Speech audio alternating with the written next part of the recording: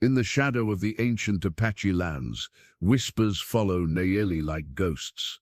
They call her Death's Bride, the Cursed One, the woman who kills with a kiss. 5 men have fallen to her curse, their bodies found cold by morning after tasting her lips. Now she lives alone at the edge of the mesa, shunned by her people, her heart a fortress no man dares approach. The elders say an angry spirit claimed her at birth, jealous of her beauty, determined she would never know love. They say there is no breaking such a curse. But when Kichi returns from war, his body broken but his spirit undefeated, he sees in her eyes what others miss. Could the warrior who has stared down death be the one to finally defy her curse? Before we jump back in, tell us where you're tuning in from, and if this story touches you, make sure you're subscribed, because tomorrow I've saved something extra special for you. Nellie emerges from her isolation hut, her red shawl catching the first light. She moves with quiet grace, practiced in the art of making herself small, invisible. The village lies below, smoke rising from morning fires, close enough to see, too far to belong. She kneels beside her herb garden, fingers working deftly among sage and juniper. 23 seasons have passed since she was sent to live at the edge. 23 seasons since her 16th summer, when Takoda had stolen a kiss behind the gathering lodge, and by morning lay cold as stone in his family's dwelling. "Not your fault," older pony had whispered, while the others dragged her to this place. "The jealous spirit chose you before birth." Nayeli fills her basket with healing herbs, as she does each morning. This is her penance, her offering. Though they fear her, they need her medicine. She leaves them at the boundary stone each dawn. Fever bark for the chief's young son, soothing salve for the pregnant women, pain roots for the elders. From her vantage point, she watches children play near the stream. Once she had been among them before the whispers started, before mothers pulled their children away. Death's Bride, they called her, after Takoda. Then came Hanska, who didn't believe in curses. His cooling body convinced the last doubter. After him, Chotan, Kema, and Hanavi followed to the spirit world, each believing his love stronger than ancient magic. 5 men dead, 5 kisses, no more would die by her lips. A commotion stirs in the village, people gathering, voices raised in welcome chants. Nayeli shields her eyes against the rising sun. A party approaches from the east, carrying something between them, a litter, a body. She recognizes the ceremonial feathers of a returning warrior. The procession moves slowly, reverently. She catches glimpses of the man they carried, broad-shouldered, but thin, one leg bound in leather wrappings, face turned away. The village erupts in celebration despite his condition.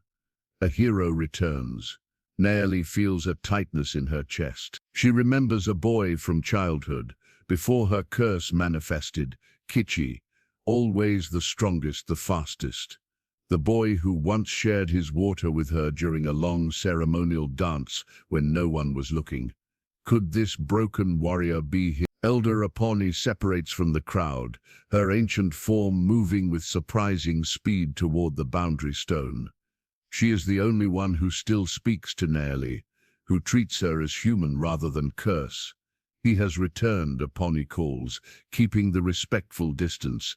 Kichi comes home. "I see the welcome," Nayeli responds, her voice rough from disuse. "He is injured? Badly. The white man's war has taken much from him. His leg, his confidence." The old woman's eyes narrow. "He asks for our strongest medicines." Nayeli nods, understanding the unspoken request. "I will prepare them. Be careful, daughter," Aponi warns. "He is not the boy you remember. War has made him reckless, unafraid of death." She lowers her voice. "Some say he seeks it." A shiver runs through Nayeli that has nothing to do with the morning chill. A man unafraid of death is the most dangerous kind to someone like her. "I will leave the medicines at sunset," she says, turning away. "He asked about you," Aponi calls after her. "Remembered the girl with the healing hands." Nayeli freezes, but does not turn. Tell him to forget again, for his own sake. Later, as twilight purples the sky, Nayeli places a leather bundle by the boundary stone. Inside, rare herbs for pain, poultices for wounded flesh, tinctures for troubled sleep, more than she has gathered for anyone before. Her fingers linger on the smooth leather. Across the distance, at the edge of the village, a figure stands apart from the celebration fires. Tall despite leaning on a walking stick, face turned toward her dwelling. Though too far to see clearly, she feels his gaze like a physical touch. For the first time in years, Nayeli retreats into her hut, not out of habit, but to hide the unfamiliar warmth in her cheeks. The healing lodge smelled of sage and cedar, smoke rising to the open roof where stars now appeared. Kichi lay on a bed of furs, staring upward, his damaged leg throbbing despite the medicine. Outside, the celebration continued without him. He had endured enough hollow gratitude and pitying glances. "Drink," instructed Makia, the tribe's medicine man, offering a clay cup. "It will ease the pain." Kichi drank, grimacing at the bitter taste. "Your remedies grow weaker, old friend, or your wounds grow stronger," Makia replied, examining the mangled leg. "The white doctor's work was crude. I am not certain you will walk properly again." "I walk well enough," Kichi said, fingers tracing the notches on his knife handle. 7 cuts, 7 brothers lost under his leadership. The knife never left his side, not even when they carried him from the battlefield. As Mother entered, face lined with worry beneath her grey-streaked hair. "My son needs rest," she told Makia, who nodded and departed. "You should join the celebration," Kichi told her. "They honor you as the mother of a war chief, a title that brings me no joy when it returns my only son broken." She sat beside him, her weathered hands smoothing the furs. "The council speaks of making you an elder, though you are young. They say your wisdom in battle has earned you this honor." Kichi laughed without humor. "My wisdom? I led 7 men to their deaths. You survived impossible odds. You completed the mission." "The agent told us." "The agent knows nothing," Kichi interrupted, turning away. "Leave me, Mother, please." When she had gone, Kichi pulled himself upright, reaching for the walking stick beside his bed. Pain shot through his leg, but he welcomed it, penance for returning when others had not. Outside, he stood in the shadows, breathing the cool night air. The village spread before him, fires dotting the darkness, familiar yet strange after 3 years away. His gaze drifted beyond the celebration, toward the mesa's edge, where a single light burned in the distance. "The Cursed One still dwells there," came a voice. Kichi's cousin Hanska appeared beside him, following his gaze. "The Death-Kiss woman, Nayeli," Kichi corrected, the name feeling strange on his tongue. "Her name is Nayeli. You remember her?" Hanska seemed surprised. "Before her banishment, you mean?" "I remember a girl who knew every healing plant on the mountain, who moved like she spoke with the wind." Kichi continued, staring at the distant light. "I remember they sent her away because they feared what they didn't understand. They sent her away because men died." "Cousin," Hanska's voice hardened. "My brother among them. Her kiss is death. So they say." Kichi leaned on his stick, taking a step toward the village edge. Hanska caught his arm. "Where are you going?" "For a walk. My leg needs strengthening." "Not toward her dwelling." His cousin's grip tightened. "The elders have forbidden it." "I answer to no elder yet," Kichi replied coldly, pulling free. "And I fear no curse. You've faced enough death already, cousin." Kichi touched the notched knife at his belt. "Perhaps death and I have come to an understanding." He moved away before Hanska could respond, each step sending fire through his damaged leg. The village fell away behind him as he approached the boundary stone marking the beginning of forbidden territory. In the moonlight, something caught his eye, a leather bundle placed carefully on the stone. He recognized the patterns tooled into the hide, the careful stitching. Medicines. For him, surely, as Apache would have told Nayeli of his condition. Kichi untied the bundle, examining the content. Fine work, better than maquillage. The salve smelled of rare mountain herbs that grew only in the highest passes. You still climb the cliffs for spirit root, he murmured to the darkness. Still fearless in that way, at least. Something shifted in the night shadows beyond the stone. Kichi looked up sharply, catching a glimpse of red fabric disappearing behind a juniper. I know you're there, he called softly. I wanted to thank you for the medicines. Silence answered him. Then a voice, low and musical though roughened by solitude.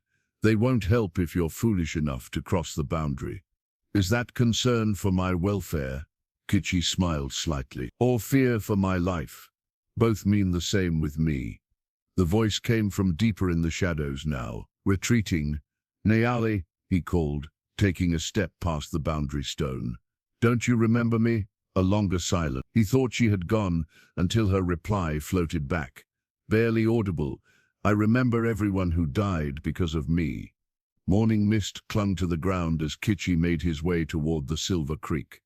3 days had passed since his encounter at the boundary stone. 3 nights of using Nayali's medicines, which had done more for his leg than a month under the army surgeon's care.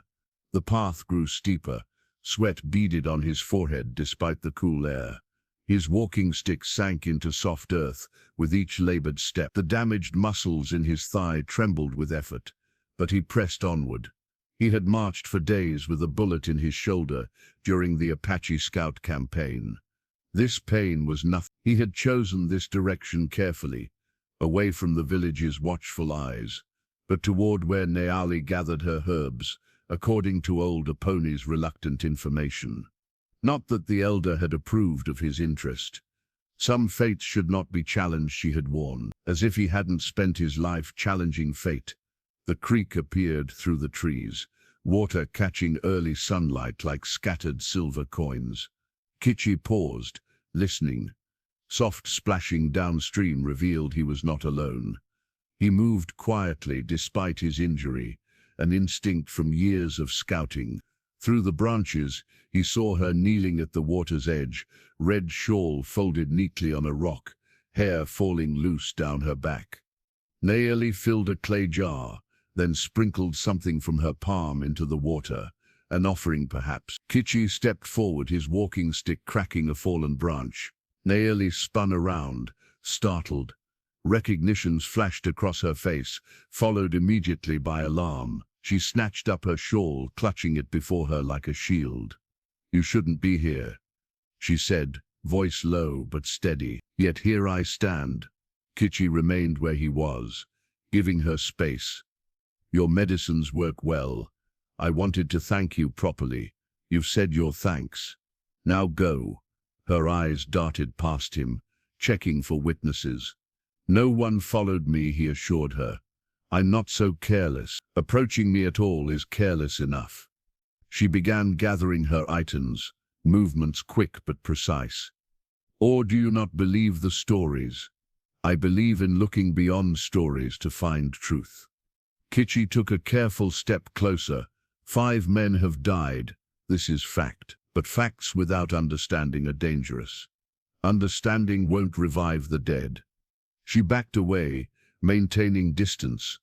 Kichi's damaged leg suddenly buckled. He stumbled, nearly falling before catching himself against a tree. Pain flashed white-hot through his thigh. Nayeli hesitated, conflict evident in her expression. With a sigh that sounded like surrender, she set down her gathering basket and approached, stopping just beyond arm's reach. Sit, she instructed, before you fall. Kichi obeyed, lowering himself to a sun-warmed rock at the creek's edge. Nayeli knelt several feet away, studying him with a healer's critical eye. You've pushed too far, too soon, she observed. The muscles need time to knit properly. Time has never been my ally, Kichi replied, massaging his thigh. Nor mine. Something softened in her expression. You were kind to me once. Before. You remember? A water skin offered during summer ceremony. Small kindness looms large when it's rare. Kichi nodded. I remember a girl who danced longer than anyone, who refused to show weakness. That girl died with Takoda. Nayeli looked away. Why seek me out now, after all that's happened? Because you live in exile for something I don't believe is your fault. Belief doesn't change reality. She gestured toward the water. Look. Kichi leaned forward. Their reflections appeared side by side in the still pool, separated by an inch of water that seemed to repel both images, keeping them from touching. Even our shadows know better than to meet, Naeli whispered. Water can be deceiving, Kichi replied. It bends light, distorts truth. From overhead came a sharp cry. They looked up as a white eagle soared across the gap between trees, rare and startling against the blue sky. A single feather drifted down, landing precisely between them on the creek bank. Neither moved to take it. The feather lay there, bridging the space their reflections could not cross. White eagle feathers are powerful medicine, Naeli said softly. Some say they carry messages from ancestors. What message do you read in this one? Kichi asked. Naeli stood abruptly, gathering her things. That someone watches us. The spirits or the village, it matters not. Both bring danger. She looked at him directly for the first time. Don't come looking for me again, Kichi. Your scars show you've suffered enough. And yours, he challenged. Mine are hidden deeper. She turned to leave, then paused. A salve, apply it at night when the leg has rested. It works better then. Before he could respond, she was gone, vanishing into the trees like morning mist burned away by sun. Only the white feather remained, evidence that their paths had crossed at all. You smell of cedar and white sage, Kichi's mother said as he entered their dwelling. Her tone was casual, but her eyes were sharp. The creek path has neither. Kichi hung his walking stick on the wall post. Perhaps the wind carried it from elsewhere. Perhaps, she agreed too quickly. Sit, eat. The stew simmered with rabbit and wild onions. They ate in silence until she spoke again. Hanska says you crossed the boundary stone. Hanska should mind his own path. His mother set down her bowl. The cursed woman is everyone's concern. 5 men. Naeli, Kichi interrupted. Her name is Naeli.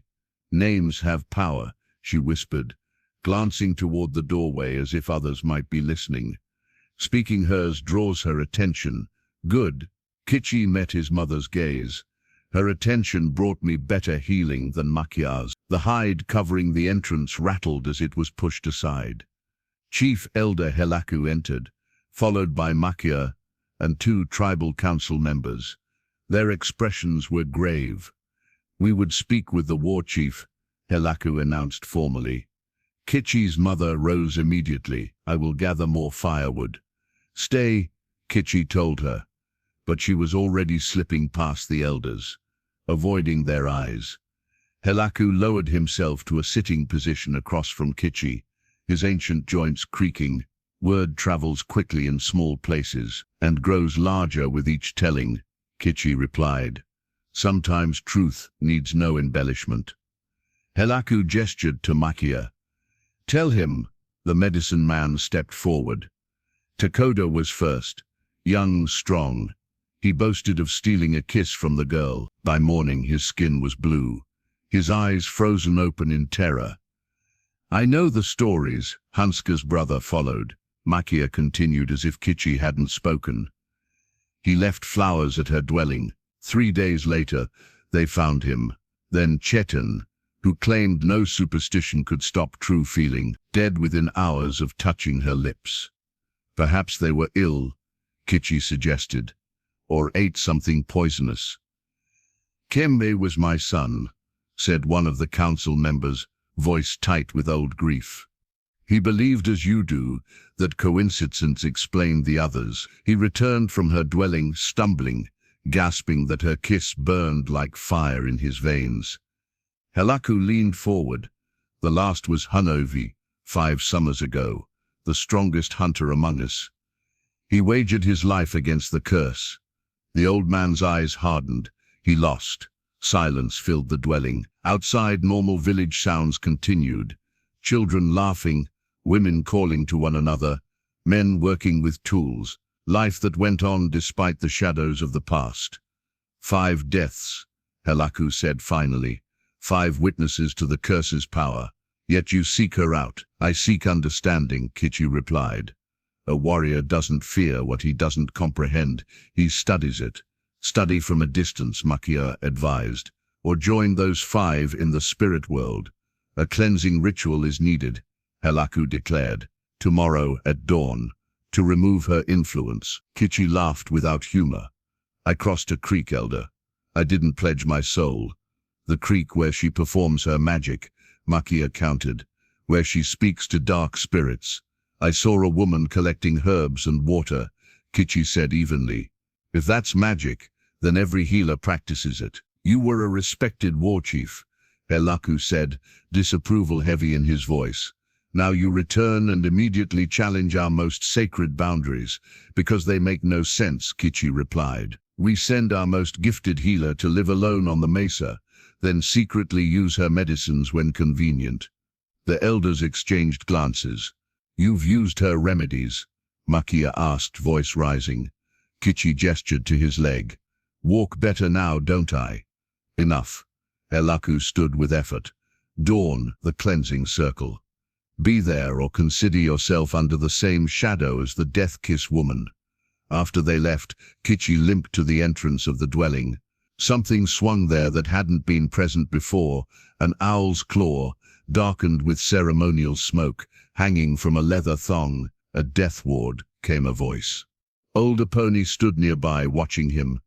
Someone fears for you greatly.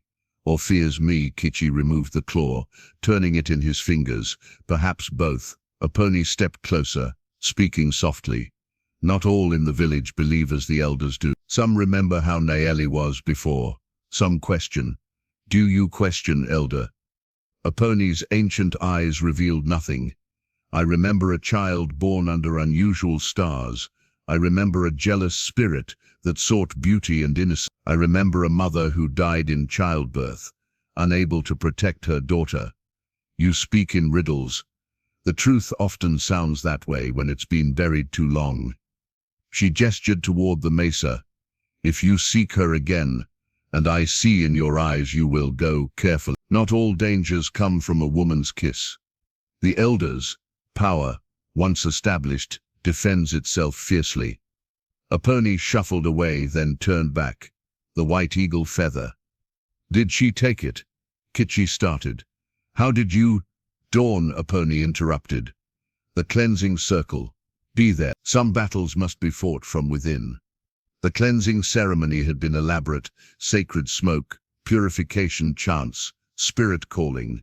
Kichi had endured it in stoic silence. Let them believe their rituals protected him. Let them think he had yielded.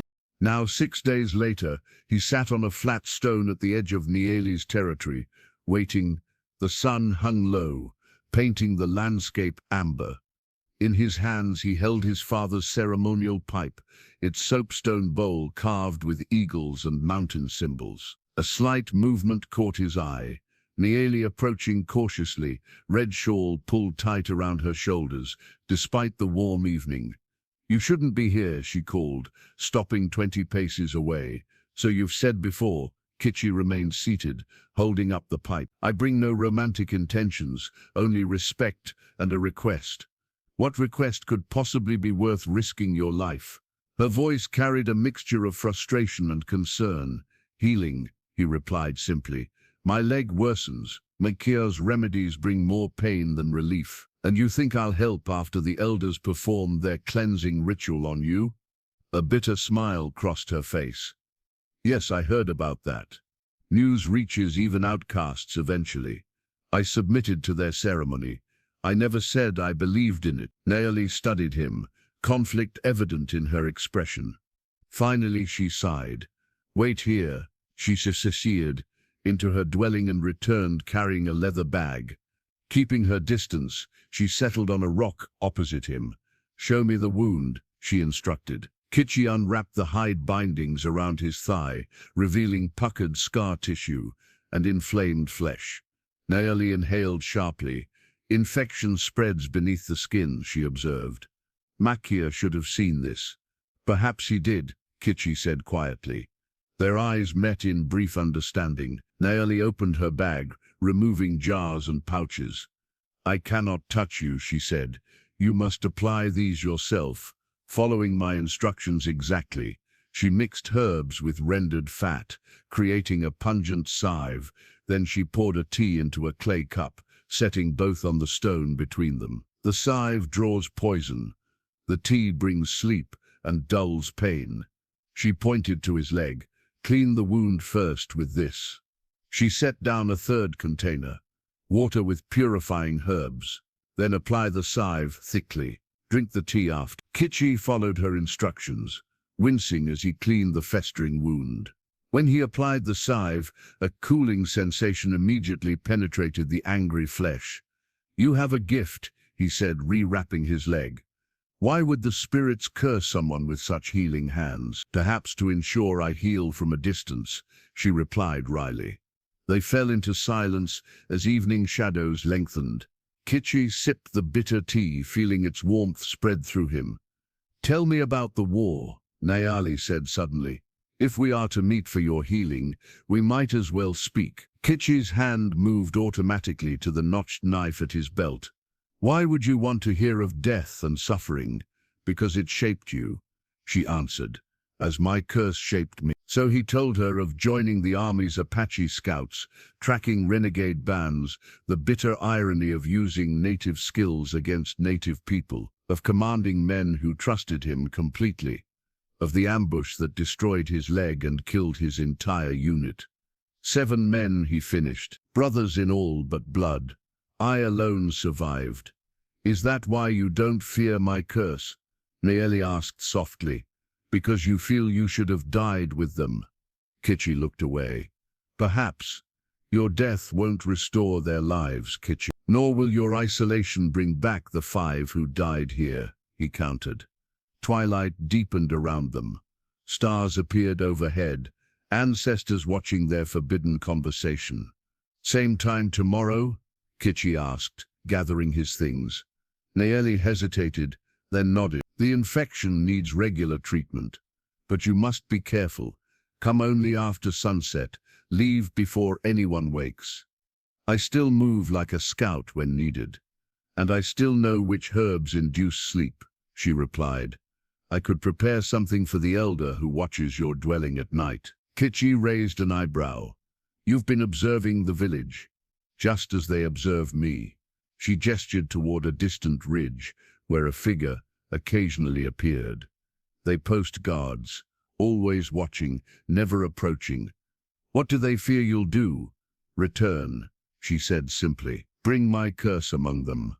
As Kitchi prepared to leave, he held out his father's pipe. "Keep this, as assurance of my peaceful intentions." Naomi shook her head. "I cannot touch what is yours. It's a gift freely given." "There can be no gifts between us," she insisted. "No exchanges beyond healing." Kitchi returned the pipe to his belt. "Tomorrow, then. If you're wise, you won't come," she called after him. "But if you do, bring willow bark. My supply runs low." He turned, surprised by the request, the first thing she had asked of him. "Consider it done," he promised, realizing as he limped away that his leg felt better than it had in months. Whether from her medicine or their conversation, he couldn't say. 2 weeks of nightly meetings had strengthened more than Kitchi's leg. Each evening brought freer conversation, cautious smiles, and a growing suspicion that the curse story had holes wide enough to ride a horse through. "Tell me again about Takoda," Kitchi requested as Naomi examined his healing wound. They maintained their careful distance, she directing, he applying the medicine himself. "The first to die?" She frowned. "I've told you already. Tell me what you felt, not what others saw." Naomi looked away, fingers absently tracing patterns in the dirt. "We were young, 16 summers. The kissing game was played during harvest celebration. Youths chasing each other in the darkness. I had never been kissed before." Her voice softened. "It was brief, sweet, nothing that felt like death.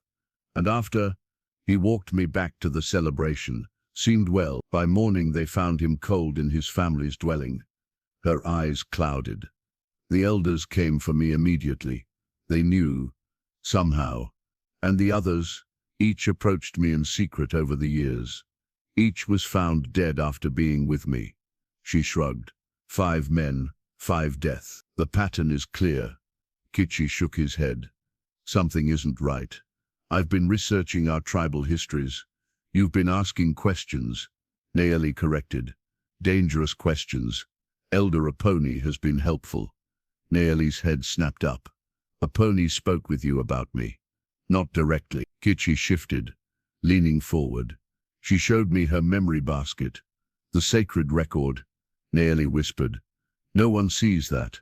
I am being considered for the council. She tests my worthiness by sharing knowledge. Kichi's eyes gleamed. There was a carving in her basket, a woman surrounded by fallen men. But it wasn't a curse story. It was a protection tale. A twig snapped in the darkness. Both froze. Someone watches. Nayeli breathed. Kichi rose smoothly, hand moving to his knife. Stay here. He moved silently into the shadows, circling toward the sound. Nothing. Whoever had been there was gone, leaving only disturbed earth behind. When he returned, Nayeli was gathering her medicines hurriedly. You should go, she urged. If the elders discover these meetings, let me finish, Kichi insisted. Apani's story spoke of a woman touched by protective spirits. Men with false hearts would fall if they tried to claim her. False hearts? Nayeli paused. What does that mean? I'm not certain, but it suggests the curse is conditional. He caught her gaze. What if only certain men are affected? Those with impure intentions. All who kissed me died, she said flatly. But what were their reasons for seeking you? Their true motives? Kichi pressed. Takoda was in a kissing game. Was he known for boasting of conquests? Hanska's brother brought flowers. Did he truly care for you, or was he proving his bravery? And the others? Nayeli's expression shifted as memories resurfaced. Chetan wagered with friends. He could break my curse. Keme, she hesitated. Keme spoke of taking me away, making me his wife, though we had barely spoken before. And Honaevi, the hunter, Kichi supplied. He was drunk, she admitted. Said a cursed woman would be grateful for any man's attention. Silence settled between them as implications hung in the air. None loved you, Kichi said finally. They sought you for pride, for wages, for control. That doesn't explain why they died. No, he agreed, but it suggests there's more to understand. From his pocket, Kichi withdrew a small stone fragment. Apani showed me this. It was broken long ago. The other piece is lost. Part of an ancient tablet with markings about a woman's kiss. Nayeli reached for it instinctively, then pulled back. I cannot touch it. The markings speak of judgment, not curse. A kiss that reveals true hearts. He replaced the stone carefully. What if you were never cursed, Nayeli? What if you were blessed with protection against those who would harm you? 5 men are still dead, she whispered. Blessing or curse. The result is the same. Not the same, Kichi argued. If it's conditional, if the kiss only harms those with false intentions, then you should never test it, she interrupted sharply, unless you're certain your heart is pure. Their eyes met across the darkness. The unspoken question hung between them. Was his interest in her truly selfless, or did he court death through pride, thinking himself exceptional? Someone comes, Nayeli warned suddenly, her keen ears catching distant footsteps. Tomorrow? Kichi asked, already backing away. She hesitated. It's too dangerous now. Someone knows. I'll be here, he promised. And if you're followed, then I'll lead them on a very long, very confusing journey first.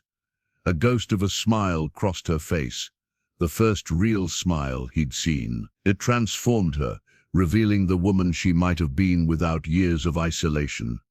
Be careful, warrior, she whispered. Not all enemies announce themselves with war cries.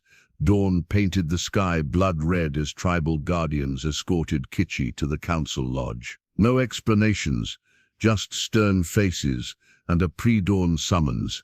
Inside, the full council waited, 12 elders seated in a semicircle, Keith, Elder Helaku at the center.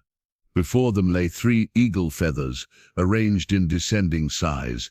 "Sit," Helaku commanded, pointing to the judgment mat. Kichi remained standing. "I am a war chief. I stand before the council as an equal." Murmurs rippled through the elders. Helaku's eyes narrowed. "You stand accused of endangering our people." The old man gestured to someone behind Kichi. "Bring her." Kichi turned as guardians led Nayeli into the lodge. Her hands were bound with ceremonial cords, not physical restraint, but spiritual binding, meant to contain dangerous powers. Her face remained impassive, but her eyes found his briefly, a warning in their depths. "You have been meeting with the Death-Kiss woman," Helaku stated, "night after night, defying our most sacred prohibition. I sought healing." Kichi replied calmly, "My leg improves through her knowledge." "You were seen speaking closely, sharing secret." This from Elder Mankato, who had lost his son to the curse. "Planning what treachery together?" "We spoke of history," Kichi countered, "of inconsistencies in the curse story." "There is no inconsistency in 5 deaths," Mankato spat. Kichi turned to face the council fully. "I question not the deaths, but their cause. What if the curse is conditional? What if enough?" Helaku slammed his staff against the ground. "We are not here to debate legends, but to judge actions. You have endangered yourself and potentially our entire people." "How?" Kichi challenged. "Has anyone else died? Has any harm come to the village in these past weeks?" "Prevention requires no evidence of harm," Helaku replied, "only recognition of danger." Nayeli spoke for the first time, her voice steady despite her position. "I have maintained my distance from your people for 8 years. I have provided healing herbs while accepting isolation as my fate. What more would you take from me?" "Silence," ordered Helaku. "You speak only when questioned." "She speaks as is her right," came a new voice. Elder Aponi entered the lodge, her ancient form moving with surprising dignity. "This council forgets itself. You overstep, Aponi," Helaku warned.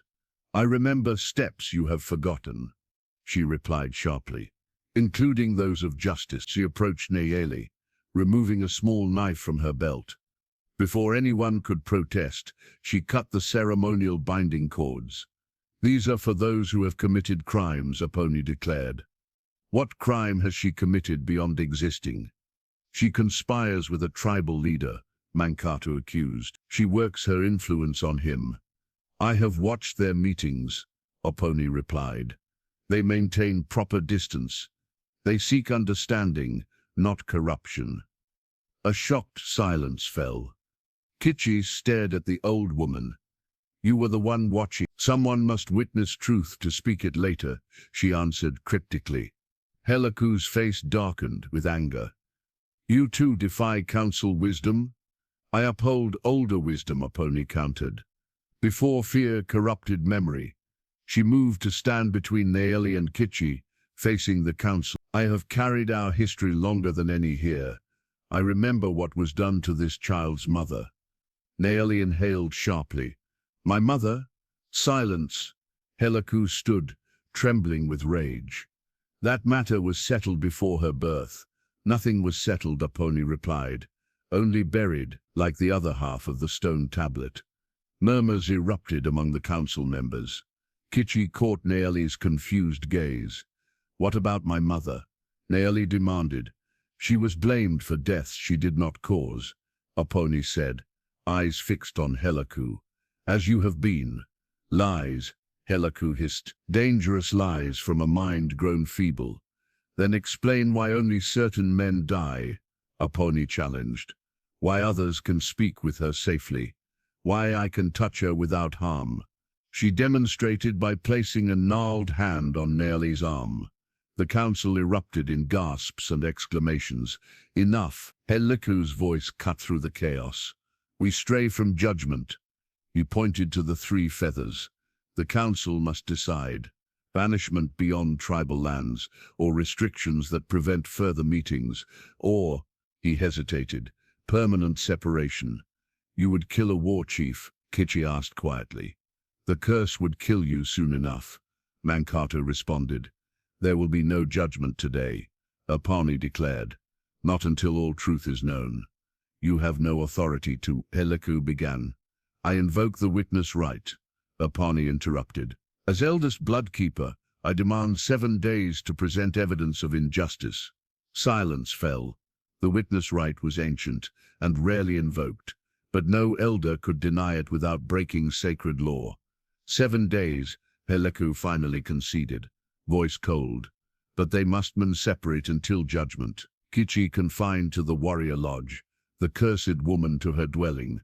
And if they are found meeting again, Mankato added, the harshest punishment applies without further counsel. As guardians moved to separate them, Nayeli caught Kichi's gaze one final time. 7 days, he mouthed silently. Her imperceptible nod carried both promise and warning. 3 days of confinement had tested Kichi's patience more than 3 years of military discipline. The warrior lodge, normally a place of honor, had become his prison, with young guardians posted at every exit. Not that they called themselves guards. They were there for his protection, to prevent him from accidentally endangering himself. He paced the perimeter again, testing his healing leg. Nayeli's medicine had worked well. The pain had diminished to a dull ache. The infection cleared. In its place, a different urgency burned. 4 days remained before judgment, and Aponi's searches for evidence had yielded little. He had glimpsed the old woman once through the smoke hole, shaking her head slightly as she passed. Not enough time, not enough proof. Night fell. The lodge emptied as younger warriors returned to their family dwellings. Only 2 guards remained outside, taking turns sleep. Kichi reached beneath his sleeping mat, withdrawing the item he had spent 2 days creating, a braided rope of horsehair and thin leather strips, smuggled in by a sympathetic cousin. 20 feet of freedom. He climbed silently to the rear support beam, where a small gap existed between thatch and support pole. Large enough for a rope, large enough for a man if he moved carefully. Outside, clouds obscured the moon. Good fortune or spirit assistance, he couldn't say. He lowered himself to the ground behind the lodge, frost-hardened earth, cold beneath his moccasins. The village slept. Kichi moved like a shadow between dwellings, avoiding the central fires. At the boundary stone, he hesitated. Crossing meant violating the council's direct order. There would be no defense if caught. A distant owl called 3 times. Death warning or encouragement. He stepped across the invisible line. Some boundaries existed only in minds. The path to Nayeli's dwelling twisted upward, but he avoided it, suspecting watchers. Instead, he circled wide around the mesa's base, approaching from the western ridge, where loose shale made climbing difficult but surveillance unlikely. Near the summit, movement caught his eye. A figure slipping away from Nayeli's dwelling, moving downward toward the village. Familiar in gait and form. Elder Mankato. What business would the grieving father have with Nayeli, especially at night? Kichi changed direction, tracking the elder until satisfied he was indeed returning to the village. Something about his furtive movements raised Kichi's scout instincts. At Nayeli's dwelling, he found the entrance sealed with ceremonial cords, spirit bindings meant to contain her power. Kichi called softly near the smoke hole. Nayeli. No response. Nayeli. It's Kichi. Silence, then rustling inside. Her face appeared at the smoke hole, eyes wide with alarm. What are you doing here? If they catch you... I saw Mankato leaving. What did he want? Her expression darkened, to gloat, to ensure I understand the council already decided my fate regardless of Aponi's evidence. They cannot judge before. They already have, she interrupted. Mankato made it clear, permanent banishment for me. For you, removal from the council and warrior status. Anger flashed through Kichi. On what grounds? My corruption of your mind, she said bitterly. Apparently my curse now works through conversation alone. We need more time for a pony to find proof. There is no proof, Nayeli replied. Only stories against stories, and theirs are believed because they hold power. Then we must find the truth ourselves, Kichi decided. I'm taking you from here. Where would we go? The sacred mountains, the ancient caves where the stone tablet originated. If answers exist, they're there, not here. She shook her head. I cannot leave. The spirit bindings only work if you believe in them, he countered. Pulling at the ceremonial cords, they gave way easily. See, power exists where we grant it. Indecision crossed her face. If we're caught, then we face judgment, having sought truth rather than waiting for others to decide our fate. After a moment, she nodded. Give me moments to gather medicines. The mountain journey is dangerous. While she prepared, Kichi watched the paths below. No movement, but dawn would come eventually. They would need significant distance by then. Nayeli emerged with a small pack. Her red shawl was absent, replaced by a darker blanket wrapped around her shoulders. The shawl is their marker for me, she explained, following his gaze. A visible sign of the cursed one. You are not cursed, Kichi said firmly, and we will prove it. They descended the western ridge, using game trails rarely traveled by the tribe. As they moved deeper into the wilderness, Nayeli paused, looking back at the distant glow of village fires. I have never left my boundaries since they were imposed, she whispered. How does it feel? Kichi asked. A small smile touched her lips. Like flying. They traveled through the night, putting miles between themselves and judgment. Near dawn, they rested briefly in a sheltered canyon. As first light touched the horizon, Nayeli pointed to the mountains rising before them. The sacred caves lie there, 2 days' journey. If answers exist anywhere, that's where we'll find them. Then that's where we go, Kichi said, offering his hand to help her rise. For the first time she accepted it, her fingers cool against his palm. No curse struck him dead.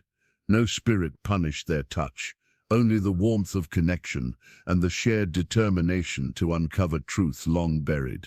2 days of hard travel had brought them deep into the sacred mountains. They moved carefully, Kichi using all his scout training to obscure their trail. Twice they'd spotted search parties in the distance, tribal hunters tasked with finding the fugitives. Each time they'd hidden until danger passed. The terrain grew steeper, more forbidding. Few tribal members ventured this far into the mountains, considering them the dwelling place of powerful spirits. Only medicine people and tribal historians made the journey, and only for specific ceremonies. There, Nayeli pointed toward a massive pine rising from a rocky outcrop. Unlike ordinary trees, this one had been split by lightning long ago, yet continued to live, its trunk dividing into 2 distinct sections growing in opposite directions.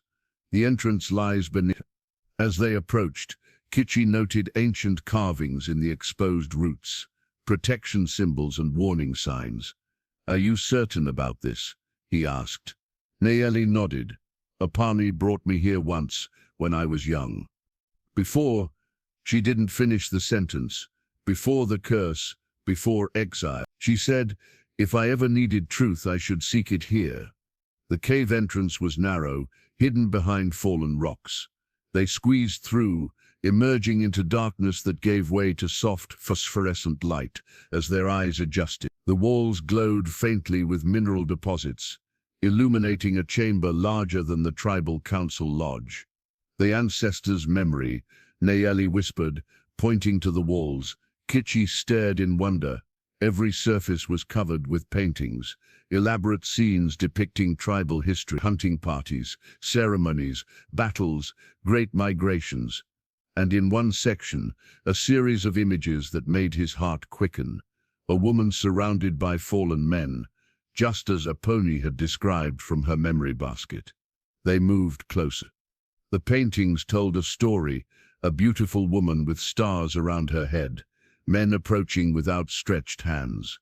The same men lying prone while the woman stood untouched. Tribal elders performing rituals over her. It's you, Kitchi murmured, or someone like you. Someone before me, Naili corrected, studying the images. See the style. These paintings are hundreds of years old. They followed the pictorial narrative. The star-marked woman appeared in several more scenes, healing the sick, protected by spirit animals, feared by some tribal members, revered by others. Not a curse, Kitchi said slowly. A gift, protection. Protection that kills is still feared, Naili replied. A noise at the cave entrance made them both turn. Light from a torch preceded a figure entering the chamber. Kitchi reached for his knife, then relaxed as Elder Apache emerged from the passage. I knew you would come here, the old woman said, her voice echoing slightly. When I found you both gone. How did you avoid the search parties? Kitchi asked. Apache smiled. They look for young feet. No one tracks an old woman gathering roots. She approached the wall paintings, touching them with reverence. You've found part of the truth already. These show a woman with powers like mine, Naeli said. But they don't explain why men die. Because you're looking at only half the story. Apache moved to another section of wall, partially hidden behind a rock fall. Help me clear this. Together they moved smaller stones, revealing more paintings. These showed tribal elders gathered around something rectangular, the complete stone tablet. Kitchi realized. In the image, they appeared to be breaking it deliberately. They destroyed the tablet, he asked. They tried to destroy the truth, Apache corrected, when it didn't serve their purposes. The next painting showed a divided tribe, some supporting the star-marked woman, others turning against her. Then came scenes of the woman in isolation, separate from her people. History repeats, Naeli murmured. But why? What truth was so dangerous? Apache sighed heavily. The truth that power belongs to women as much as men. That some women are born with gifts that make them untouchable by those with impure hearts. Untouchable, Kitchi repeated, understanding dawning. The curse isn't that her kiss brings death. It's that she can't be possessed against her will. The death is real, Apache clarified, but only comes to those who seek to claim her power or body through deception or force. Those with true respect and pure intention can touch her safely.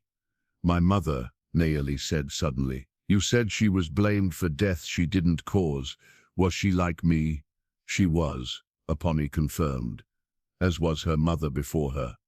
A lineage of women blessed by star spirits, protected from those who would misuse them, and feared by men who couldn't control them, Kitchi added, the pieces falling into place.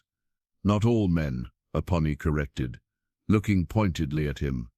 Only those who approach with false hearts. How do we prove this to the council? Naeli asked. These paintings are too far to bring to judgment. Apache moved deeper into the cave. We don't need the paintings. We need what the elders tried to hide. She pointed to a narrow passage, the other half of the stone tablet. It lies within the inner chamber, hidden centuries ago by those who sought to protect the truth. You knew it was here all along, Kitchi asked. I suspected, but the journey became too difficult for these old bones. She gestured to the passage. Now you must go where I cannot. Find the tablet, bring truth back to light. The passage beckoned, dark and unknown. Naeli took a deep breath, then stepped forward. Together, she asked, Kitchi. He nodded. Together. The inner passage narrowed until they crawled on hands and knees. The phosphorescent glow faded, leaving only darkness, until Naeli produced a small bundle of pitch pine needles from her medicine pouch and lit them, creating a makeshift torch. Apache said the tablet would be in the Chamber of Echoes, she whispered, her voice reverberating strangely off the stone walls. They emerged into a roughly circular space where the ceiling rose high above, disappearing into shadows. Their footsteps created overlapping echoes, as if multiple people walked with them. In the center stood a stone altar, empty. It's gone, Kitchi said, examining the dust-free depression where something had recently rested. No, came a voice from behind them. Not gone, retreated. They spun around. Elder Mankato stood at the passage entrance, holding a stone tablet roughly the size of a man's forearm. Behind him loomed two tribal hunters, with bows drawn. "You're predictable," Mankato said. "Hilaku suspected you'd seek the old stories." "How did you find us?" Kichi demanded. "We've been watching a pony for days. When she left the village, we followed." Mankato stepped fully into the chamber, the hunters flanking him. "She leads us to you, you lead us to this." He held up the tablet. "Convenient.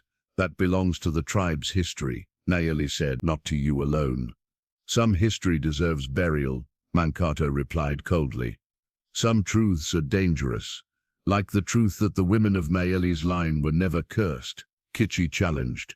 "That they were blessed with protection against men with false hearts." A flicker of surprise crossed Mankato's face. "You've learned much. Too much. Your son died after approaching Nayeli," Kichi continued. "But the paintings show it wasn't her curse that killed him. It was his own intentions, lies." Mankato's voice cracked. "My son was pure of heart. He loved her." "Did he?" Nayeli asked quietly. "He spoke of taking me away, making me his wife. But we had never spoken before that night. He didn't know me. He wanted to possess me. You murdered him with your cursed kiss." "I defended myself without knowing it," Nayeli countered. "The star blessing protected me from unwanted possession." Mankato's expression hardened. "This is why such knowledge is dangerous. It absolves you of guilt while condemning innocent men." "Not innocent," came Aponi's voice, as the old woman appeared behind the hunters. "Prideful, entitled, seeking to own what cannot be owned." "You've meddled for the last time, old woman," Mankato growled, gesturing to the hunters. "Take her, touch me and face the council's judgment for elder harm," Aponi warned. Her eyes fixed on the tablet in Mankato's hands. "The truth must be known." "What truth?" Kichi asked. "What does the tablet say?" Mankato laughed bitterly. "You think this is about protection, star blessings? This is about power." He turned the tablet, revealing intricate carvings. "The women of her line aren't blessed. They're weapons." "Weapons," Nayeli whispered. "Created long ago," Mankato continued, "when our tribe warred with others. A shaman crafted a bloodline of women whose kiss would kill enemies who sought to claim them as war prizes. He traced the symbols on the tablet. But weapons cut both ways. When peace came, these women remained. Dangerous, uncontrollable." "That's not the full truth," Aponi interrupted. "Show them what you keep hidden."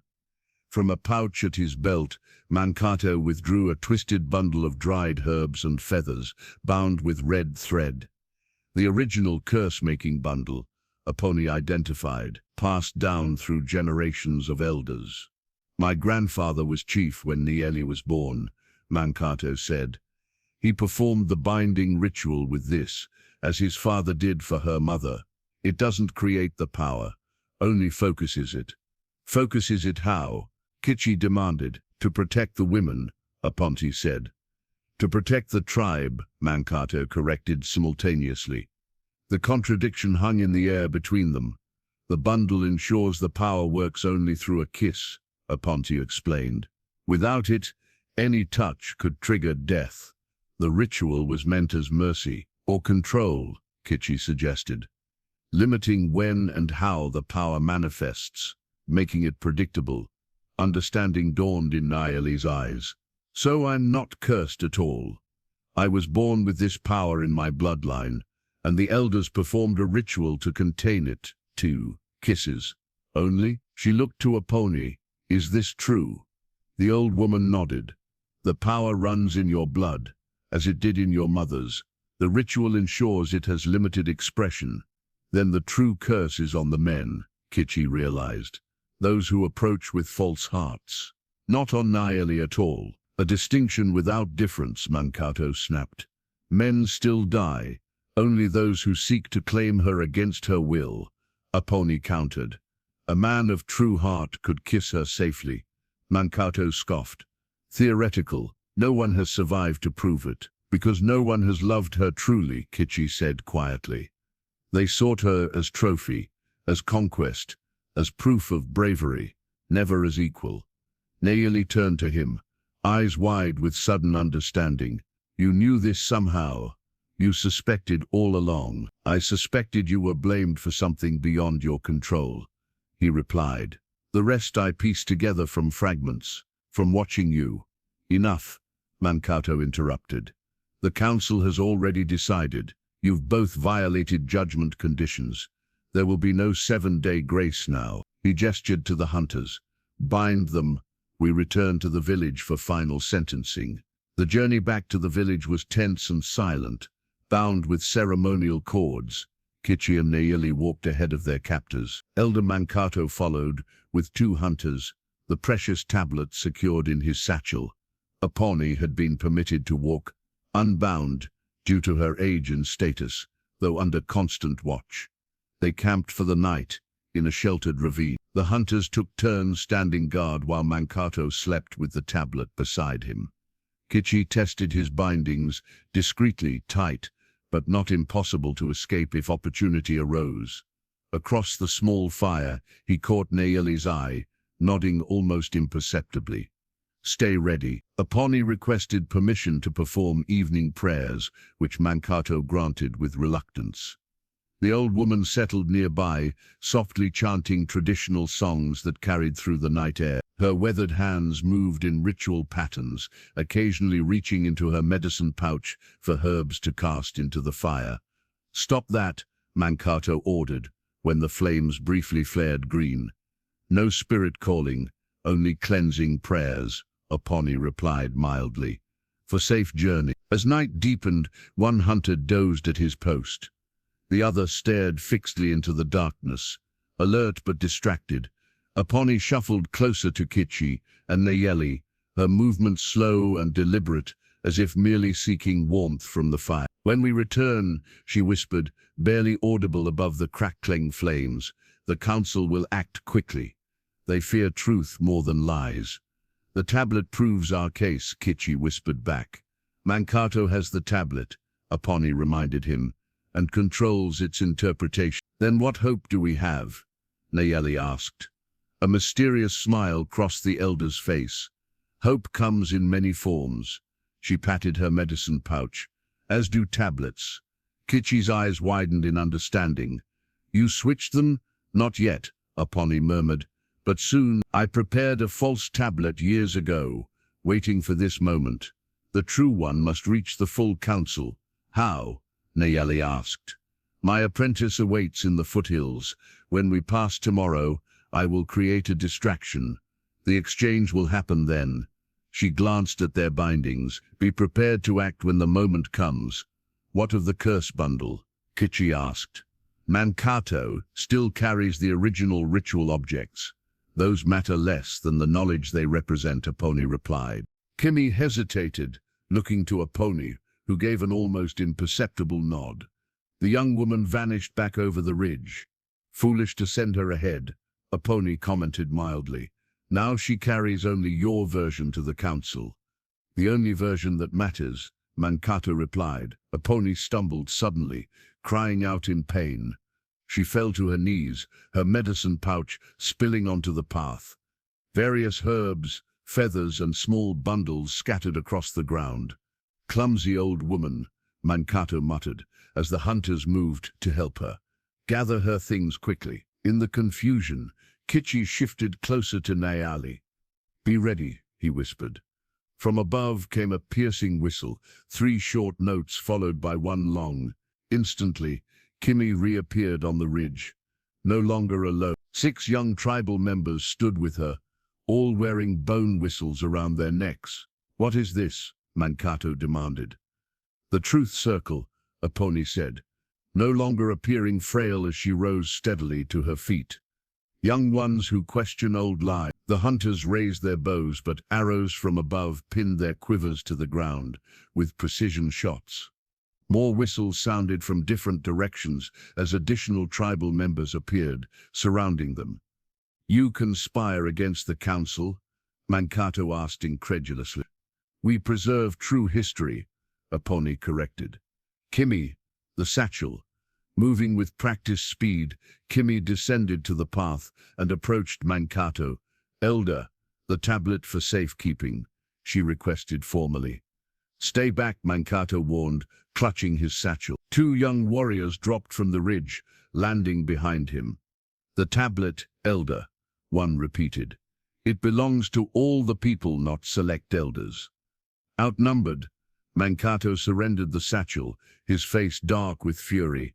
Helaku will have you all banished for this. Perhaps, Apache agreed, if his authority remains after truth is known.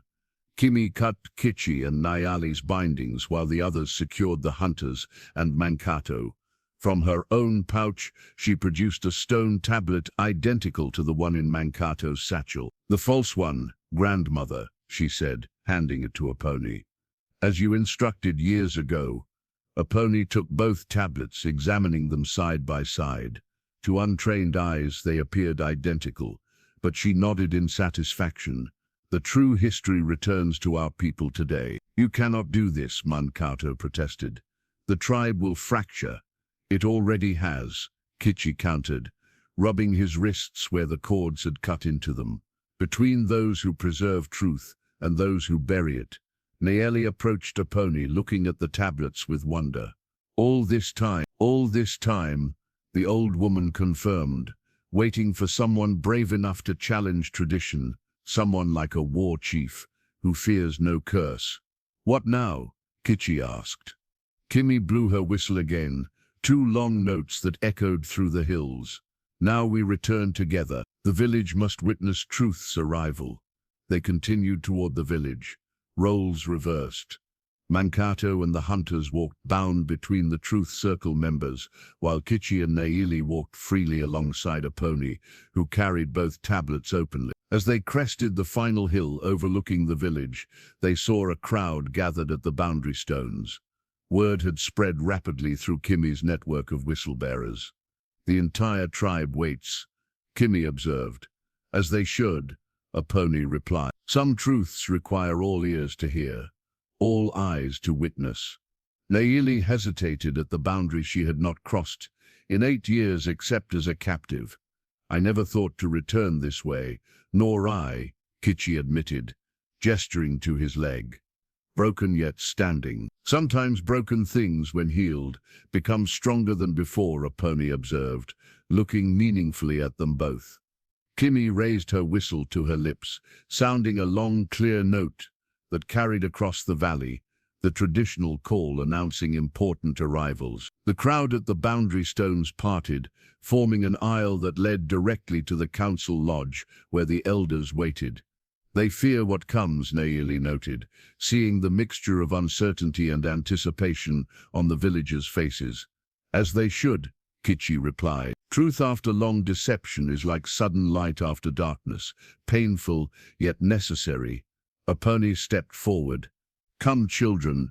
The final confrontation awaits. Together they descended toward the village, carrying ancient truth to challenge generations of lies. The council lodge had never held so many people. Tribal members packed the circular space, standing shoulder to shoulder, leaving only the center clear where the circle of truth stones had been arranged. 7 white river stones in a perfect circle, brought out only for the most serious disputes. Chief Elder Helaku sat in the judgment position, his face impassive despite the unexpected turn of events. The remaining council members flanked him, their expressions ranging from outrage to uncertainty as they watched Apache place both stone tablets before the circle of truth. This gathering violates procedure, Helaku began. Judgment was to be private. When truth affects all must witness. Apache interrupted, her voice carrying surprising strength. You have hidden history long enough, Helaku. Murmurs rippled through the crowd. Never had an elder interrupted the chief elder during formal council. You bring discord to the people, Helaku accused. And free prisoners judged dangerous. We bring truth, Kichi replied, standing tall despite his damaged leg. About Nayeli, about her bloodline, about the lies told to exile her. These are dangerous accusations, Helaku warned. Speak carefully, War Chief. Naali stepped forward, her presence causing many to step back instinctively. 8 years of conditioning had taught them to fear her very proximity. I have lived in exile, believing myself cursed, she said, her voice steady. Believing I brought death to any man who kissed me. But in the sacred cave we discovered the truth. She gestured to the tablets.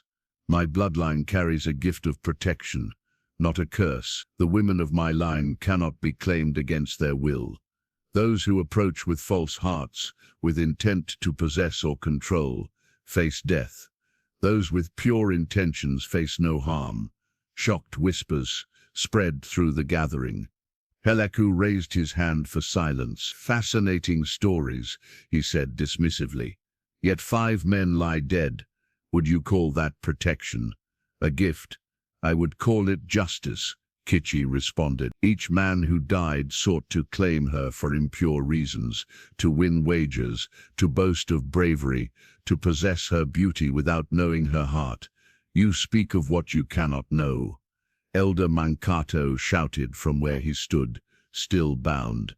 My son loved her truly. Your son spoke of taking me away, making me his possession, though we had never exchanged words before. Nayeli countered. He did not love me. He desired ownership. The tablet confirms her words, Aponi added, pointing to the artifact. The original ritual was not to curse these women, but to limit their power to the kiss alone. Without it, any touch from someone with false intentions would bring death. The ritual was mercy, Helaku admitted grudgingly, to protect both the women and the tribe. Then why hide the truth? Kichi demanded. Why exile them instead of honoring their gift? Helaku's eyes hardened. Because such women cannot be controlled. Their judgment of false hearts makes them judge, jury and executioner. No tribal order can exist when women hold such power over men. The naked truth of his statement stunned the gathering into silence. So you created the curse story, Nieli realized, to make me fear myself, to make others fear me. For the greater peace, Helaku insisted. One woman's isolation against tribal stability, not one woman, Aponi corrected. Generations of gifted women sent into exile based on lies. Enough, Helaku stood, his authority reasserting itself. This matter will be settled properly. I invoke the Truth Circle challenge. The crowd gasped. The Truth Circle was rarely used, a ritual where those in dispute placed their hands on the white stones while speaking their claims. Legend held that false words would make the stones burn the speaker's flesh. Do you accept the challenge? Helaku asked, confidence evident in his voice. Few would dare risk the stone's judgment with a lie. We accept, Kichi answered without hesitation. Helaku smiled coldly, then prepare the ceremonial drink. All participants must share from the same vessel before the stones judged truth. From behind his seat he produced an ancient clay cup, decorated with protection symbols. The cup of clarity will ensure the stones judge fairly. Aponi stiffened. That cup has not been used in generations. Sacred methods for sacred disputes. Helaku replied smoothly, handing the cup to the tribal shaman. Prepare the drink, Makia. Herbs of truth-speaking only. Makia nodded, moving to a side table where herbs and water waited. As he worked, Kimi leaned close to Aponi. Grandmother, I don't trust this ritual, she whispered. Nor should you, Aponi replied softly. Watch Makia carefully. Kichi shifted closer to Naeli. Are you certain about this? The stones are merely river rocks, but the drink, we've come too far to retreat, she answered, but stay alert. When Makia returned with the filled cup, Helaku stood to address the gathering. The cup of clarity will open minds to truth. The circle of stones will judge who speaks falsely. He gestured to Naeli. The accused drinks first, as tradition demands. Naeli stepped forward, reaching for the cup. Kichi watched Helaku's face intently, catching the flicker of anticipation in the elder's eyes. In a swift motion, Kichi intercepted the cup before Nayeli could take it. As war chief, I claim right of protection. I will taste first to ensure the cup holds no danger. Alarm flashed across Helaku's face. That violates procedure. But Kichi had already raised the cup to his lips, taking a small sip. The bitter taste confirmed his suspicion. Poison, he declared, holding the cup away from Nayeli. The cup of clarity contains deathroot. The gathering erupted in shock as Makia backed away, guilt evident in his expression. Helaku remained stone-faced, but his deception was clear to all. "Seize him," shouted a young warrior, pointing at Helaku's. The crowd surged forward, but Aponi raised her hand. "No, the judgment must be completed properly." Her voice cut through the chaos. Not through violence, but through truth. "They tried to poison Nayeli," Kichi protested, still holding the tainted cup, "and revealed their true intentions to all." Aponi replied calmly, "Now let the spirits judge." She turned to face Helaku, who remained seated, his authority visibly crumbling. "You have shown your hand, Chief Elder. Will you now face true judgment, or flee like a coyote from hunters?" Cornered, Helaku's expression hardened. "I have nothing to fear from spirit judgment. The tablet may speak of protection, but I have witnessed the deaths. Whatever you call it, curse or gift, it brings only destruction." "Then let us ask the spirits directly," Aponi proposed, reaching into her medicine pouch. She withdrew a small leather bag filled with a mixture of herbs. "The spirit smoke will show what eyes cannot see." Helaku's face paled slightly. "That ritual is forbidden except during solstice ceremonies." "As is attempted murder," Kichi countered. The crowd murmured agreement. Helaku glanced around, recognizing his diminishing support. With resignation, he nodded. "Prepare the sacred fire," Aponi instructed. The central fire pit was quickly arranged with specific woods, cedar, pine, and juniper, laid in a star pattern. Aponi knelt beside it, her ancient hands moving with practiced precision as she sprinkled the herb mixture over the kindling. "All who seek judgment, come forward," she called. Nayeli stepped up first, standing at the eastern point of the fire star. Kichi took position at the northern point. After a moment's hesitation, Helaku moved to the western point, while Aponi completed the circle at the south. "The spirits see beyond flesh, beyond words," Aponi intoned, lighting the fire. "They see into hearts, into intentions. Let them show what truly dwells within each of us." The fire caught quickly, blue-green flames licking upward. The herb mixture released thick white smoke that rose in a perfect column before spreading outward to envelop the 4 participants. The crowd drew back, watching in hushed anticipation. Within the smoke, shapes began to form, indistinct at first, then clearer. Around Nayeli, the smoke sculpted itself into the form of a woman, with arms outstretched, not threatening but protective. Small figures appeared to shelter beneath her extended arms. The protector, Aponi interpreted, not destroyer but guardian. Around Kichi, the smoke formed a warrior figure, standing beside the protective woman, their outlines gradually merging at the edges. Neither dominated the other. They stood as equals. "The true heart," Aponi continued, "approaching not to possess but to stand alongside." The smoke around Helaku told a different story. It writhed and twisted, forming chains and binding symbols that appeared to constrain the female figure.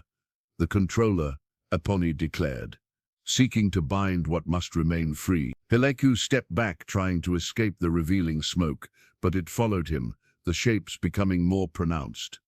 Within the swirling patterns appeared faces, women's faces, generations of them bearing similar features to Nayeli.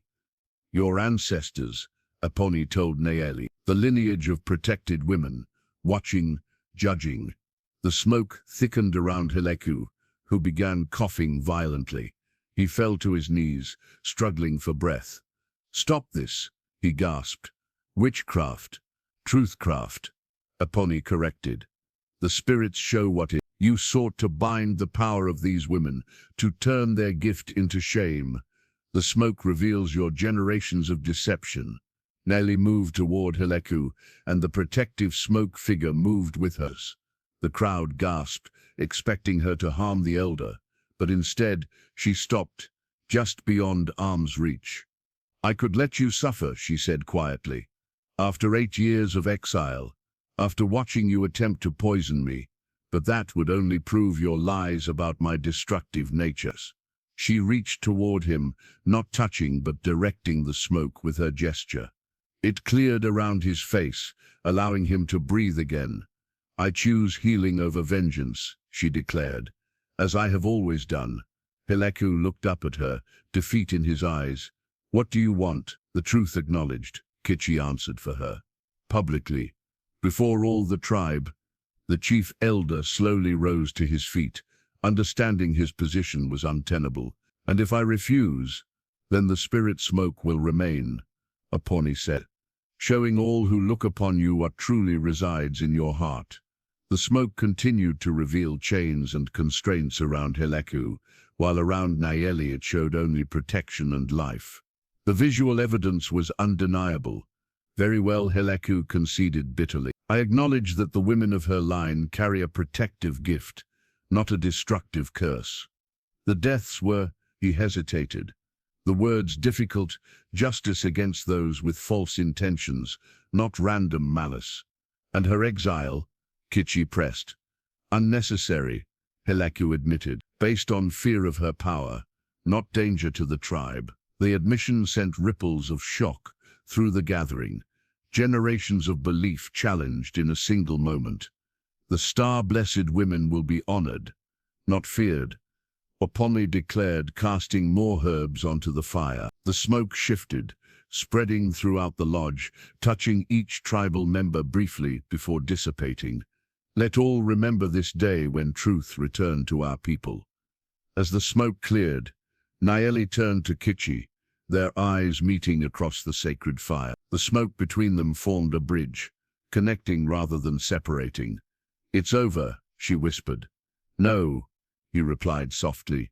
"It's just beginning." 3 days after the spirit smoke revelation, the tribe gathered at the ceremonial grounds, a wide circle of smooth stones on the eastern plateau, where the most sacred rituals were performed. Sunset painted the sky crimson as tribal members arranged themselves, according to clan and family, forming concentric circles around the central stone altar. Nayeli stood at the western edge, watching.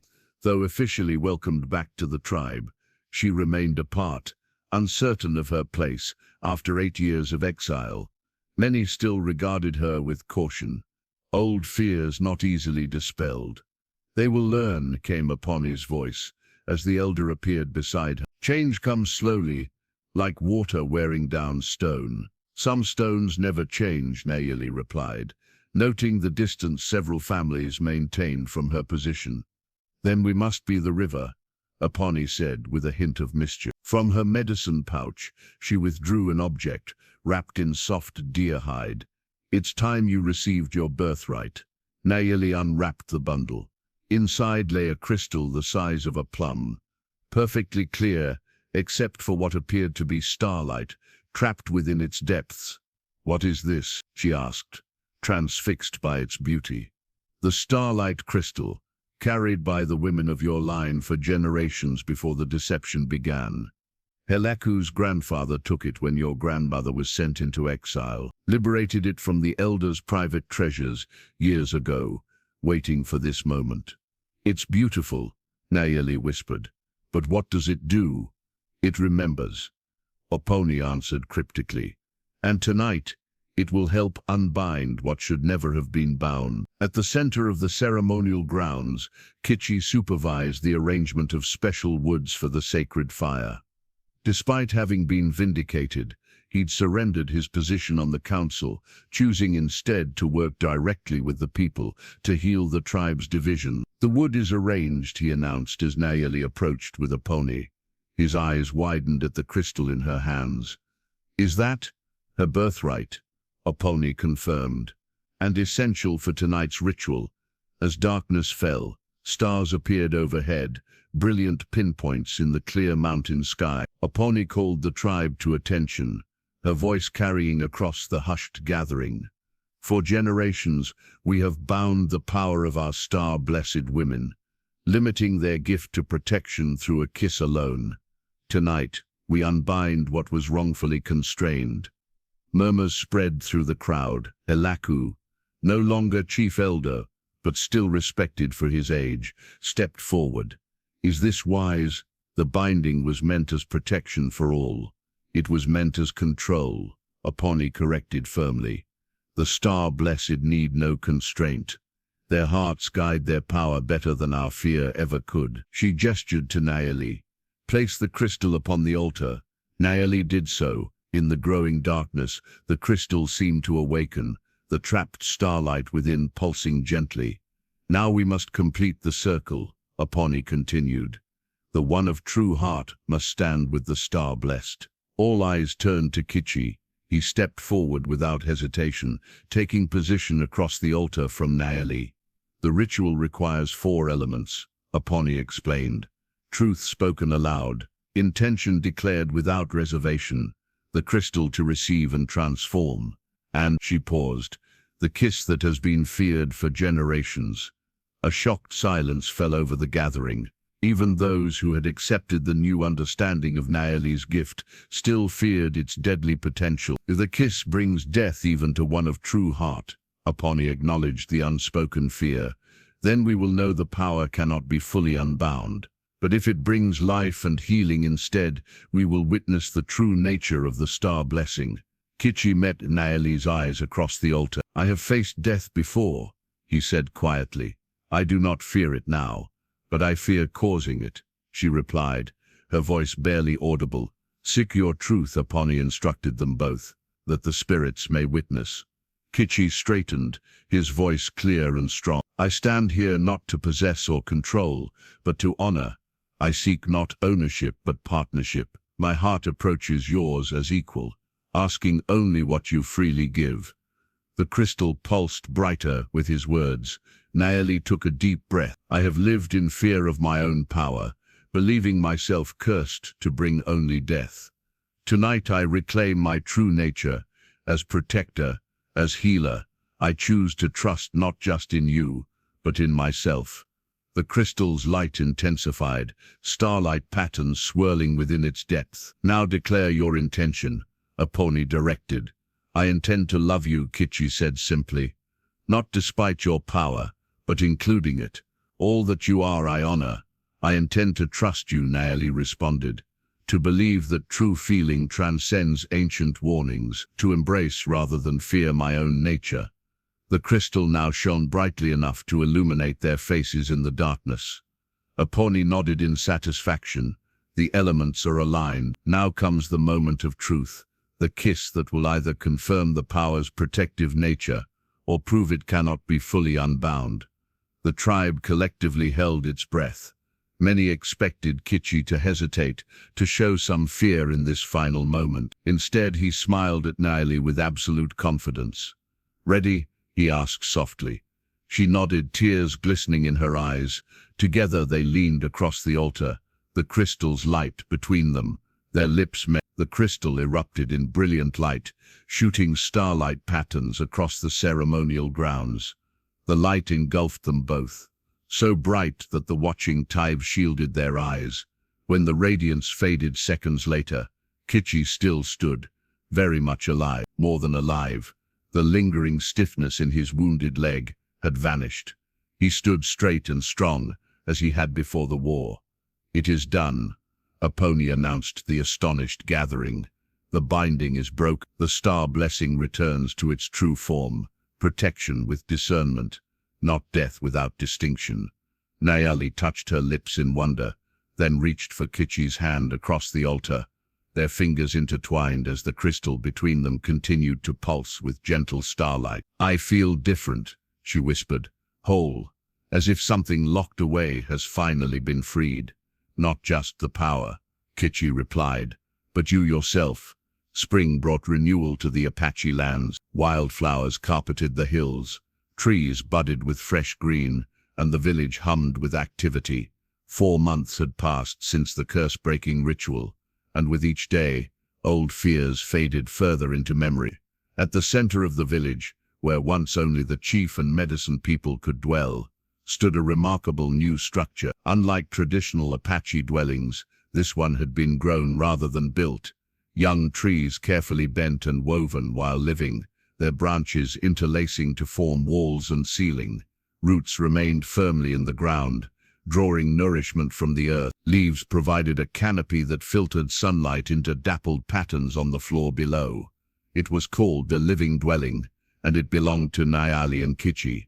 Inside, Nayeli arranged healing herbs along shelves carved from living wood. The dwelling smelled of cedar, sage, and fresh growth, a place of vitality rather than the isolation hut that had been her home for so many years.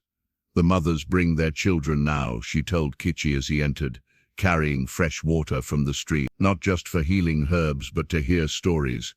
Yesterday, little Tala asked to touch my hand, to see if stars would appear." She smiled at the memory. "And did they?" Kichi asked, setting down the water jars. "A few sparkles," Nayeli admitted. "I'm learning to call the power forth in gentle ways, for beauty rather than protection alone." Kichi embraced her, still marveling that he could touch her without fear. Since the ritual, her gift had transformed. The deadly kiss existed only for those who approached with genuine malice or harmful intent. For all others, her touch brought varying degrees of healing or simply the warmth of human connection. "The council meets today," he reminded her. "They've requested your presence." A shadow of old anxiety crossed her face. "Halaku will be there. As elder advisor only, Apache leads the council now." In the center of the village, tribal members gathered for the council meeting. Where once only male elders sat in the inner circle, now women and younger tribal members joined them, including Kimi and several other Truth Circle members. Apache opened the proceedings with a blessing, her ancient face serene with the knowledge that the tribe had begun healing its deepest divisions. When she finished, she gestured to Nayeli.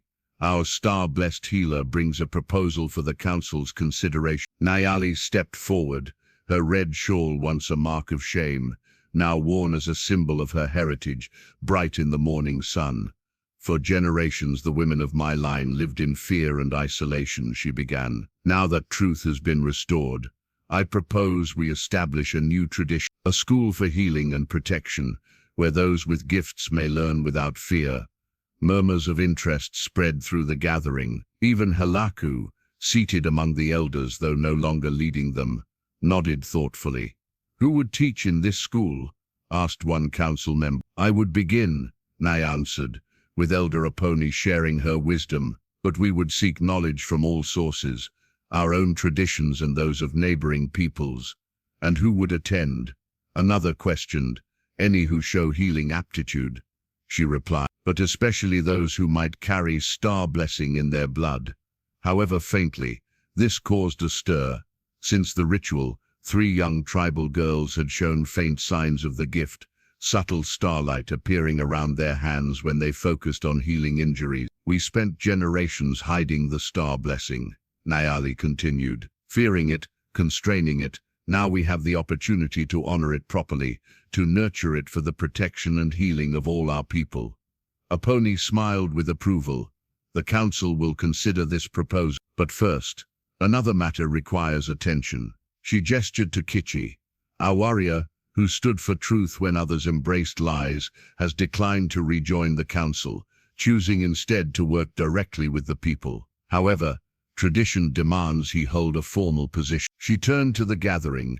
"I propose Kichi be named Guardian of Truth, responsible for ensuring our histories remain uncorrupted by fear or political convenience." "I accept," Kichi said, "but with one condition, that this position be shared, held equally by myself and Nayeli. For truth requires both protection and healing." The council approved unanimously, even Halaku raising his hand in support. As the meeting concluded, tribal members approached Nayeli and Kichi with congratulations and questions about the proposed school. Later, as afternoon shadows lengthened across the village, they returned to their living dwelling. Kichi watched Nayeli move among her herbs and medicines, her confidence growing daily as she reclaimed her rightful place. From outcast to teacher, he observed. From feared to respected. From cursed to blessed, she added, taking his hand. Their fingers intertwined and faint starlight sparkled where their skin touched, her gift responding to his presence. When we met, Kichi said quietly, I was broken in body and spirit. You were isolated by lies but never truly broken. Perhaps that's why we heal each other, she suggested. Your courage gave me strength to question what I'd always believed. My healing gave you reason to live fully again. Through the woven branches of their dwelling, sunset light filtered in patterns that seemed to echo the starlight in Naeli's touch. No longer feared, no longer constrained, her power had found harmony within the tribe, like the living trees of their dwelling, shaped but never destroyed. Tomorrow, Naeli said, we begin planning the school. Tomorrow, Kichi agreed, and all the days after. 1 year after the curse-breaking ritual, the sacred waterfall basin hosted a naming ceremony, unlike any the tribe had witnessed in generations. The entire village gathered along the rocky shores, witnessing what once would have been forbidden, the celebration of a star-blessed child. Naeli stood waist-deep in the clear pool, cradling her infant daughter. Child's dark eyes were alert, taking in the circle of faces with calm curiosity. On her tiny palm, a birthmark in the perfect shape of a star confirmed what many had suspected during Naeli's pregnancy. The lineage continued. Kichi waded into the water to join them, moving with the fluid grace that had returned after his leg's miraculous healing. No trace remained of the war injuries that had once marked him as broken. In his hands he carried a small deerskin pouch. Today we name the first star-blessed child to be born in freedom for 7 generations. Elder Apache announced from the shore, her voice carrying across the water. Though bent with age, her eyes remained sharp, missing nothing. A child who will never know exile or fear her own gifts. The tribal members raised their hands in blessing as Kichi opened the pouch and removed a pinch of sacred pollen. With gentle movements he traced a symbol on his daughter's forehead, not the traditional protection sign used for most infants, but the star circle that acknowledged her heritage. We name you Taini, Naeli declared, lifting the child slightly higher. New moon rising. For you come after darkness, but bring the promise of returning light. Taini, the tribe repeated in unison, the name echoing against the stone walls surrounding the waterfall. The infant responded with a happy gurgle, waving her star-marked palm. Where the small hand passed through the air, faint sparkles of light followed, already showing signs of the gift that would grow stronger as she matured. Nearby, 3 young girls, the ones who had shown early signs of the blessing, watched with special intensity. In the year since the truth had been revealed, they had become Naeli's first students at the healing school, learning to understand and nurture their emerging ability. She will be stronger than any before her, Apache had predicted during the pregnancy. Born without constraints, raised without fear. As the ceremony concluded, the family returned to shore to receive gifts and blessings from the tribe. Even Helaku approached, much changed from the rigid chief elder he had once been. The events of the previous year had humbled him, forcing a painful reassessment of traditions he had defended his entire life. May she grow in wisdom, the old man said formally, placing a small carved wooden star in Kichi's hand. And may she forgive the errors of those who came before. She will know the true history, Kichi assured him, both the wisdom and the mistakes. One cannot exist without the other. Later, as afternoon shadows lengthened across the village, Naeli and Kichi walked the boundary path with their daughter. Once a line Naeli could not cross, now it was simply another trail among many. Young Taini slept peacefully in a cradleboard on her mother's back, unaware of the significance of their route. They paused at the lightning-split tree that marked the sacred cave entrance. In the years since their discovery there, it had become a place of pilgrimage for tribal members seeking to understand their history more deeply. The cave paintings had been carefully preserved, and copies of the stone tablet were now used in teaching the tribe's children. Sometimes I still expect to wake up in my isolation hut, Naeli admitted, gazing toward the mesa where she had spent so many lonely years. To find this all a dream. Kitchi took her hand, familiar starlight dancing where their skin touched. Not a dream, a future once thought impossible. Built on painful truth, she added. The star blessing wasn't meant to kill, but it did, he acknowledged. Those who approached with false hearts paid the ultimate price. And now it protects with discernment. The kiss of death remains possible, but only for those with true malice. He smiled slightly, as several troublemakers from neighboring tribes discovered when they thought to challenge the witch-woman rumor. Nayeli laughed softly, remembering the would-be attackers who had fled in terror after approaching her with violence in their hearts, and feeling the warning burn of her power without her even raising a hand against them. Word had spread quickly. The Apache healer woman was not to be threatened. They continued along the path as sunset painted the western sky. From the cradle board came a small, contented sigh as Tani shifted in her sleep. "What do you think she will become?" Kitchi asked, touching his daughter's star-marked palm gently. "Whatever she chooses," Nayeli replied. "That's the gift we fought to give her, freedom to define her own path. Not curse or blessing, but choice." They reached the village center as the first stars appeared overhead. The living dwelling awaited, its woven branches now thick with foliage, growing stronger each season. Inside, the starlight crystal rested on a small shelf, ready to guide Tani when she was old enough to begin learning her heritage. Around them, the evening sounds of the village rose in familiar comfort, cooking fires being lit, children being called home, elders gathering to share stories. Nayeli's isolation was not just ended, but nearly forgotten, replaced by her central role as healer and teacher. Kitchi's broken spirit had mended alongside his body, his purpose as guardian of truth, giving meaning to his survival when others had fallen. "It seems impossible," Nayeli whispered, looking up at the emerging stars. "That death could flee before love." "Not impossible," Kitchi countered, drawing her close. "Just the most powerful medicine of all."